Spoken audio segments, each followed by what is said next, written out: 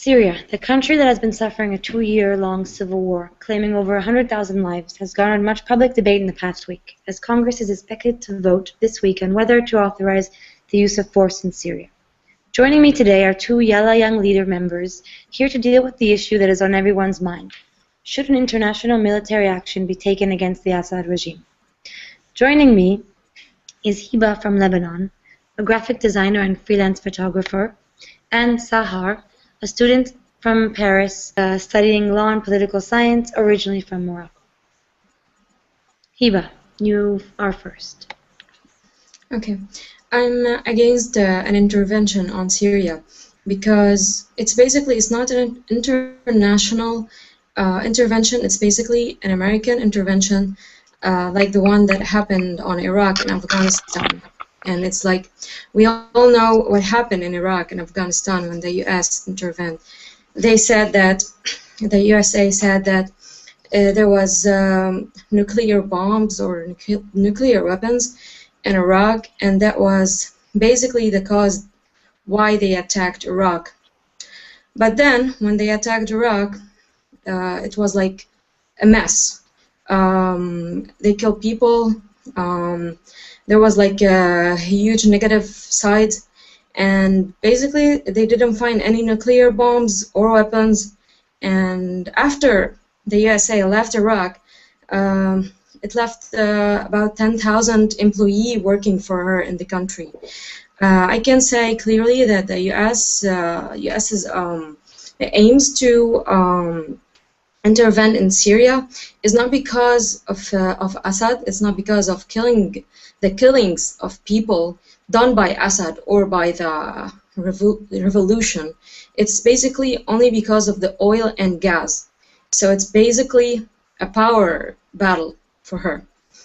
And it's clear from Iraq and Afghanistan. Like, from my point of view, I see that the USA only wants to intervene in the places where there is oil or gas. And beside that, I'm against the intervention because it will affect on Lebanon too.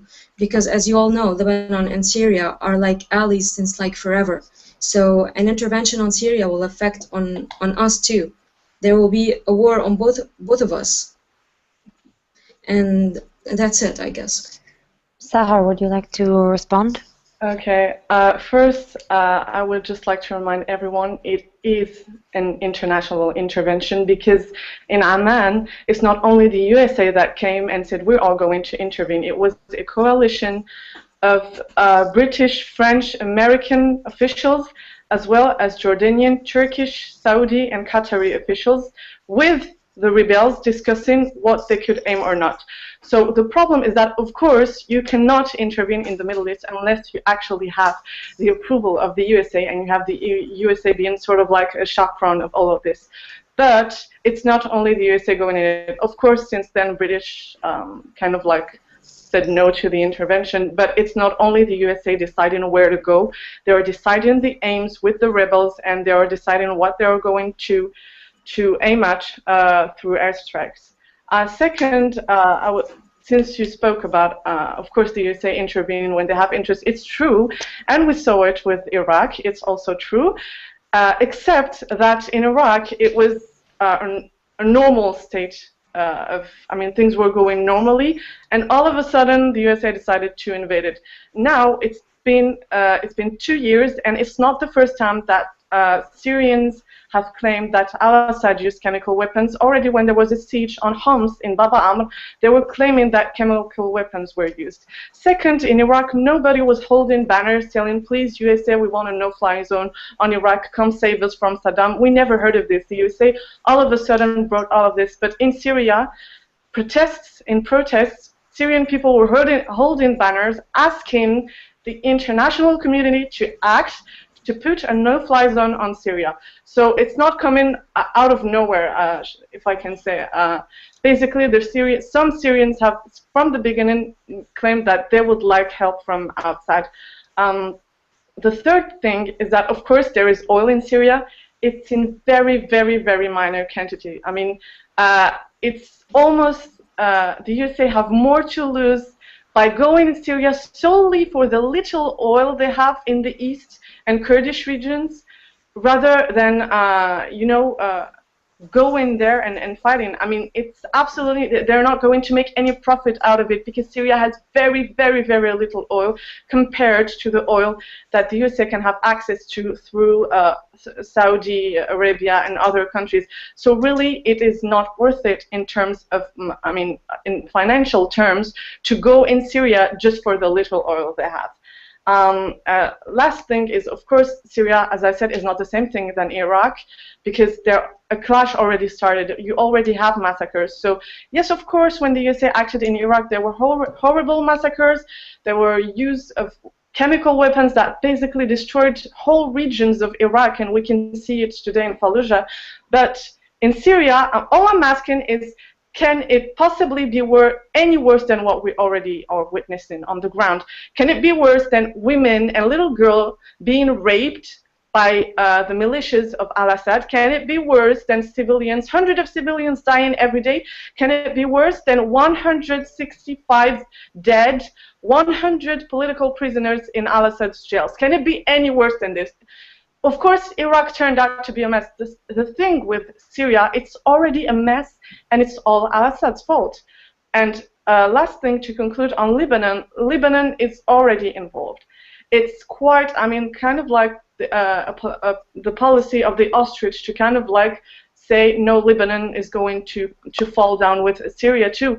Lebanon is already intervening in this because Hezbollah have been intervening in Syria since the beginning. It's already sent soldiers, so Lebanon is already intervening.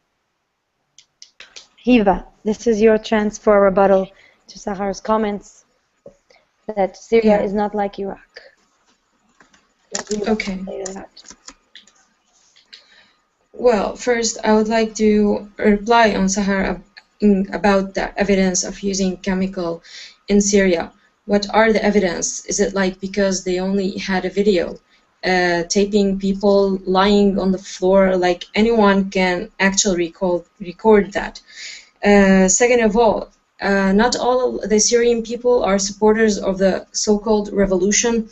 Even after having this revolution, a lot of people whom they were supporters of it have become supporters of Assad or just stayed on the side. So I can actually say that half of the Syrian people are not supporters of the revolution. So you can't say all of the Syrian people are supporting the revolution and supporting the intervention in Syria.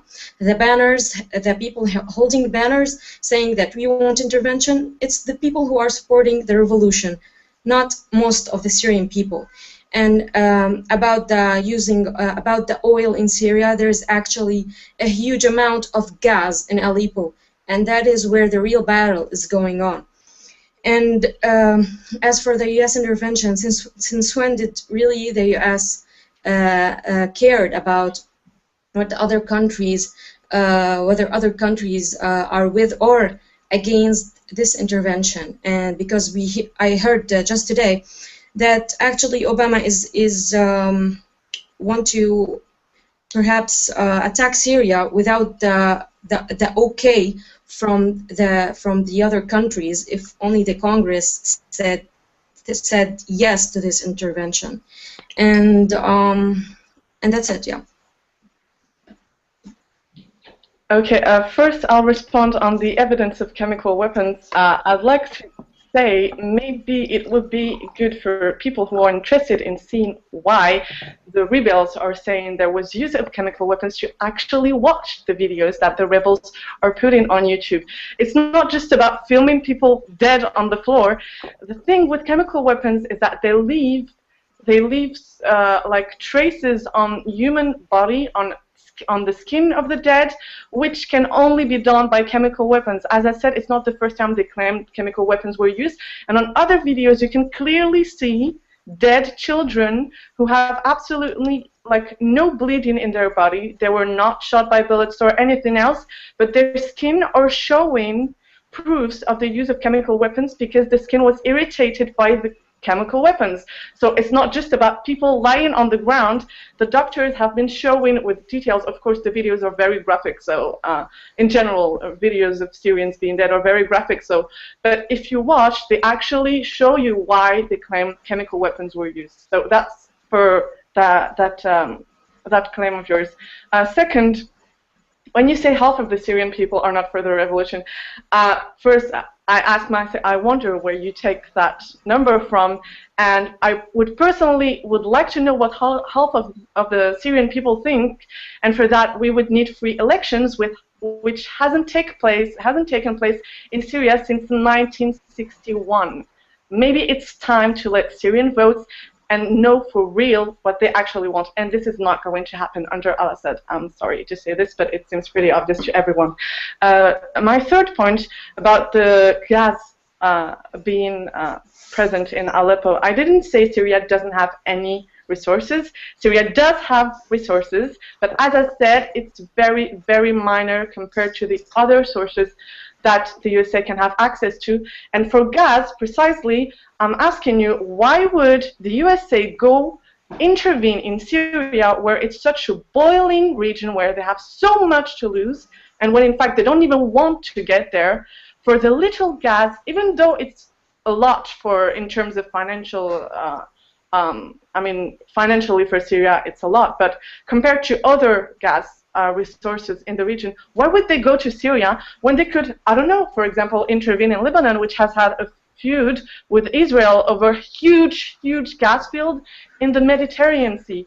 Or why would it go at war anyway, since they are allies with Israel, who has discovered Tamar and Leviathan in Mediterranean Sea, which are the biggest gas fields that have been discovered in the last decades? It's absolutely ridiculous for the USA to go to Aleppo for the little gas there, when their best ally in the region has the biggest gas fields that have been discovered in the last decade. And last thing about Obama, of course, it says that he will supposedly still intervene without the support of the British support and French support. Again, I'm reminding you that it is done in agreement with the rebels and with Jordan officials, Turkish officials, Qatari officials, and Saudi officials. So just because Great Britain and France are do not want to intervene in the end, it doesn't mean that all of a sudden everybody just brushed it off and only the EU-USA are going in. Thank you, Sahar. Hiba, now it's your time for a closing argument. Give your view in 2 sentences, 3 sentences. Say what you really believe and why you believe it. Well, I hope that there won't be a military intervention in Syria, because this will affect on us in Lebanon, and there will be a huge war in the area. And I know that it's not as hard for the people who live outside the Middle East to say yes, go for the intervention, because they don't really understand and know what does it mean for having war in our area. We have been living wars ever since I'm born. I've lived Israeli wars, I've lived a part of the civil wars, so it's not easy for us to keep on living these wars. So I hope there won't be a military intervention. Thank you. Hiba. Sahar? Yes, I would just like to say that people have to think in terms of humanist values. We are not in a day and age where we can claim we don't know what's happening or we didn't know that something might happen. I would like to say that there are millions of refugees that have fled there, and they didn't choose to lose their houses. They didn't choose to lose families. They didn't want war either, but it's just the reality and how things are, and they want freedom and dignity. And I would just like to tell people that they have to inform themselves. They have to ask people on the ground. They have to ask refugees, ask for their personal experience, and ask themselves if in 30 years they will be able to bear the moral consequences of having taken stances that directly or indirectly helped al-Assad in killing his own people and killing civilians. I am personally not ready to take to bear that moral consequence, especially after hearing so many Syrian refugees who don't want war either. It's not like they want to live in war, but I cannot bear that moral consequence. Neither can they, and neither should anyone on earth, actually.